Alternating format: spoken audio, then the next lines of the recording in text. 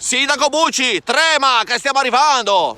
Milano Suca. Il movimento estremista ligure indice per venerdì 25 un'assemblea straordinaria del movimento estremista ligure a Genova, presso il teatro di Strada Nuova, per annunciare la mia discesa in campo in qualità di sindaco di Genova. Il programma è molto ambizioso e si basa su 3 o 4 punti, adesso non abbiamo ancora capito, ma sicuramente ci saranno dei punti. Primo di tutto, innalzamento e fortificazione di tutte le vecchie mura di cinta di Genova. Da Genova non si entra e non si esce. Se qualcuno deve andare a comprare i muscoli da qualche parte deve fare l'autocertificazione per uscire. Secondo, rinforzamento di tutti gli spazi cimiteriali della città, perché Genova non è soltanto una bella città dove invecchiare, è anche un bellissimo posto dove venire a morire. Terzo punto, rivendicazione di tutte le nostre vecchie colonie, a partire dalla Corsica, la Sardegna, il quartiere di Galata a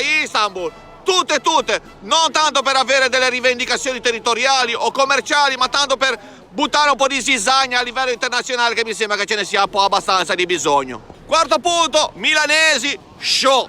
Non si entra a Genova per nessun motivo, neanche con una supplica di Papa Francesco. Si potrà mangiare sul territorio genovese soltanto il pesto perché c'è l'aglio e ti rinviene.